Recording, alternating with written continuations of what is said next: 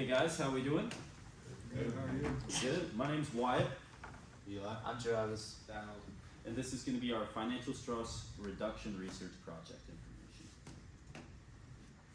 In this presentation, we're going to cover the introduction, the literature review, the survey idea, survey plan, data analysis, and the conclusion. Statistics relevant to this presentation. 56% of young adults say that financial stress has impacted their mental health. 16% of suicides in the US occur in response to a financial problem.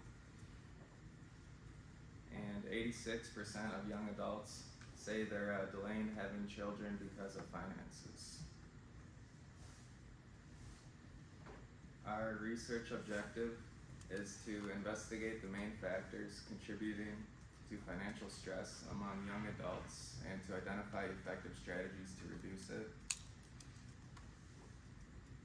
And our literature review has factors that are relevant to financial stress. One is the cost of living, such as rent, groceries, and just overall expenses. Employment is a factor because the time you spend at work takes away time from your studies.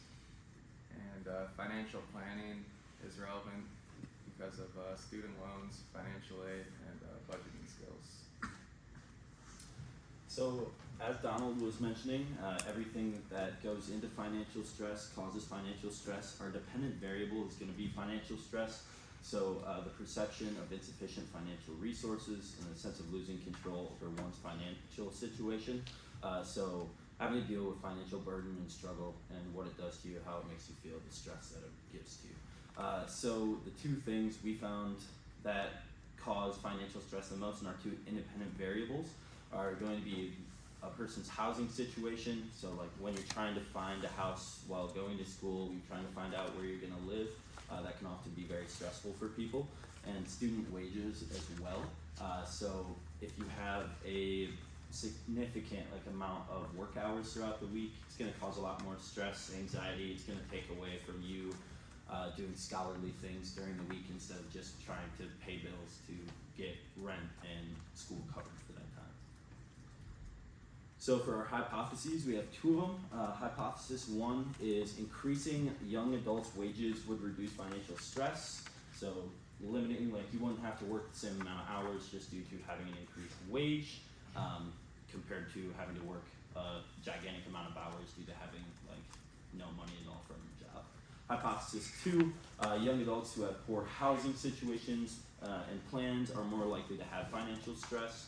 So being in a poor housing situation, you can run into issues that just causes you more stress, takes away from other things in your life, and causes some more instability.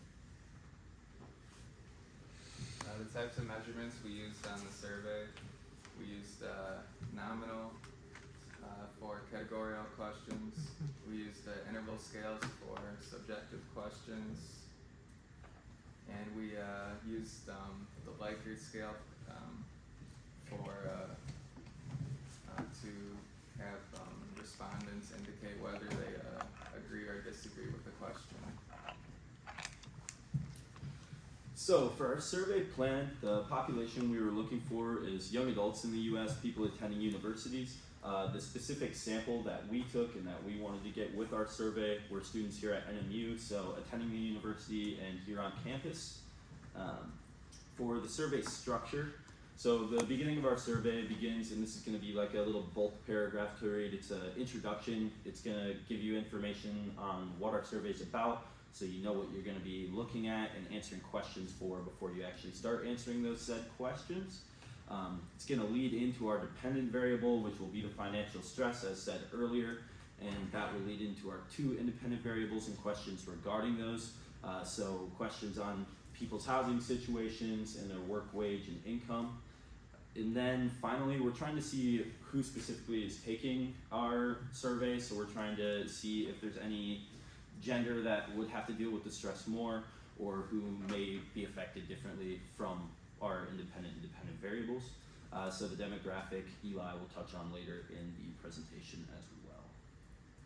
For the respondent discovery, so we had in person, we went around, asked people to fill out our survey. It was great because when you're in person, we had 99 to almost 100% of people fill out and complete the survey.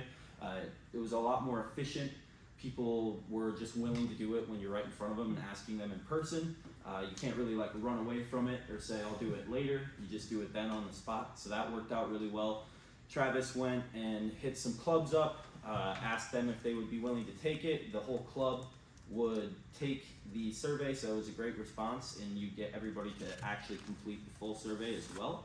And then he also went and asked people as they were looking to register for voting. They're already there to answer questions, they're looking for information. So Travis did a great job as well of asking people in person. The rest of us went around in Jamrich, asked the people in person as well, walked around, covered all 3 floors, went up to everybody that we saw, asked if they'd be willing to take our survey and get it done for us. The QR code we sent out on social media, used it through text, everything as well. So we sent that to a larger amount of people, but it was less than 30% of the people who actually filled out the entire survey and completed it. So the other way was more efficient as more people completed it, but the QR code helped to just get it to a larger bulk of people to take. Alright, we're going to be covering the descriptive analysis. So the 2 reasons we believe this is important, 1, because it could have further implications on the results of our study, and 2, it shows whether or not our sample that we got was representative of the entire population. We were really happy with the male-female distribution because that's almost exact to how Northern's distribution is. And then same as race, this is not quite as close, but it is very similar. Obviously this kind of just depends, like it could change based on like who we have on our social medias or who is in the building at the time. So it's hard to know. And then going into employment, basically what the implication that this has is that, as you can see, 31% of people are non-working, and Travis is going to get into this, but basically that omits all those people from taking a lot of the questions in our survey. And then for current housing, the thing that stood out to us the most was the lack of people in the NMU dorms. We were expecting more. We weren't exactly sure what the distribution was for Northern, like whether people living on campus or off campus. We expected that to be higher, which could possibly show that it wasn't quite as representative as we thought. And then finally, we have the post-school housing. Obviously, we were kind of expecting this 40% for renting. That's what the majority of the people, or the largest portion of people are expecting to do. What we weren't expecting is the almost 25% of people that were unsure about their housing. And basically what this could mean with hindsight is that we could have asked more questions to get to the bottom of why so many people were unsure about their housing and how this affected their financial well-being. Yeah, so as Wyatt was touching on, we ended up asking a lot of different people, and we were able to get 275 responses. However, we wanted an 80% completion rate, so surveys that had less than 80%, we wanted them taken out. And once we filtered those out, we had 229 responses, and from there, we needed to take out some more, because we had skip logic in the survey for the working section, so if someone wasn't working, it's not really important to analyze that data. So once we filtered that out, we were able to get 171 for that section.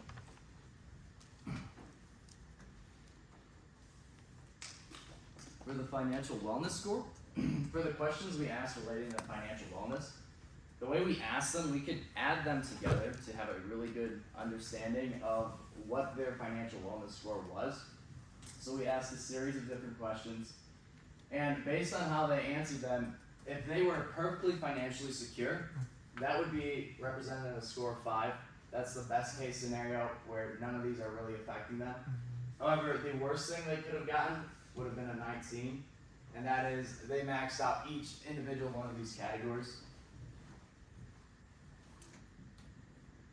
So for the housing score calculation, we did something similar. We asked a few different questions relating to housing. We started with a value of 5, and the reason why is we didn't want to get into negative numbers. So we could add in their current housing situation, and here you can see the value of different options people could click on in the question. And then we could also add into their monthly income on housing.